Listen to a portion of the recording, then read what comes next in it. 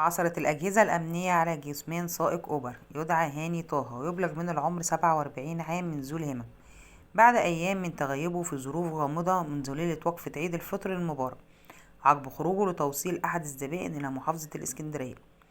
وكانت أسرة السائق المقيم بمنطقة حلوان التابعة لمحافظة القاهرة أطلقت استغاثة بعد فقدهم الاتصال به، خاصة أنه يعاني من إعاقة حركية ويعول 4 أبناء. وأكدت أسرة السائق أن الواقعة كانت الأولى له في التوجه لخارج نطاق المحافظة بالسيارة الخاصة به. كما أشارت مصادر أمنية أنه جرى العثور على جثمان السائق في منطقة صحراوية، واختار النيابة العامة التي باشرت التحقيقات والتي قررت نقل الجثمان إلى مشرحة زينهم تحت تصرف الجهات المعنية. وسادت حالة كبيرة من الحزن بين أهالي المنطقة بعد نبأ العثور على جثمان السائق، وسط مطالبات من أسرة الضحية بسرعة إجراء التحقيقات اللازمة والقصاص من المتهمين.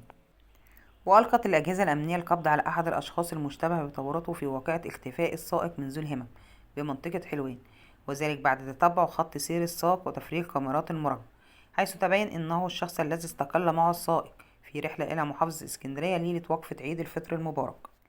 وكانت أسرة السائق هاني طه 47 عام قد حررت بلاغا يفيد باختفائه عقب خروجه لتوصيل أحد الزبائن إلى الإسكندرية وعدم عودته منذ ذلك الحين، مما أثار حالة من القلق والاستغاثة عبر مواقع التواصل الاجتماعي.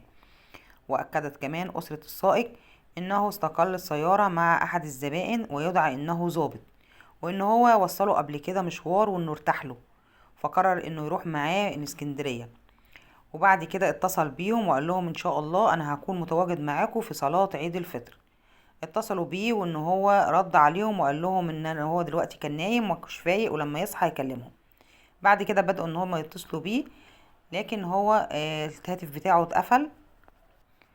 وأكدت مصادر أمنية أن التحريات الأولية أشارت إن وجود شبهة جنائية، وتم ضبط الشخص الذي كان برفقة السائق في آخر ظهور له، ويجرى الآن التحقيق معه من قبل جهات التحقيق المختصة للوقوف على